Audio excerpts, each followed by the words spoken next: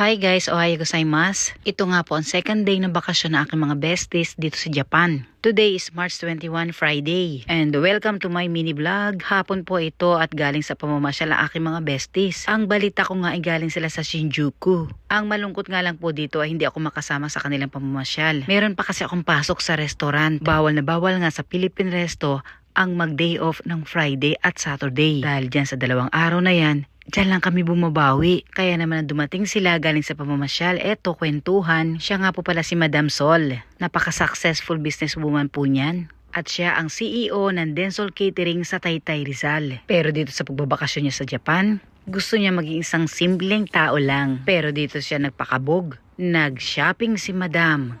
Muntik na nga ubusin ang tinda ng Don Quixote. Ganyan nga po talaga mag-shopping si Madam Sol dahil hindi niya kasama ang kanyang family. Kaya naman dadalhan na lang daw niya ng mga pasalubong. Wow, sana all! At siya naman po ang aming bebe Shine. Naging best friend ko po ito si Shine noong makasama ko siya sa trabaho sa Garrison Gorilla. At ng panahong yon ay kalakasan din po ng Japan. At siya ang nagpuno ng mga bagahe ko. Dahil naman naaambunan po ako ng mga blessings niya. Especially kapag birthday ko. Dahil sobrang spoiled ko po ng mga panahong yon sa kanya. Sobrang bukas palad po ng batang ito. Kaya pagpupunta sila ng Japan, ako talagang kanilang hanap. At dahil nga 6 na araw lang kanilang bakasyon, kailangan nasa plano ang lahat. Ito nga pinag-uusapan na kung paano maisasakay ang kanilang mga bagahe. Sobrang mahal nga magrenta ng van. Mula Yokohama hanggang Narita. Kaya kailangan wag silang malilate. Dahil nangyari na po kay Madam Sol ang magkamali ng oras ng uwi. Ay buti na lamang tinawagan kami ng kanyang anak. At noong huling flight niya ay dito lang siya sa Haneda. Ang laki kasi ng diferensya ng Haneda at Narita. Kaya naman para wag na maulit ang mga bagay na yun, kailangan na naming planuhin ang kanilang pag-uwi. Kailangan Dapat 12 ready na kayo. makabili na tayo ng ticket.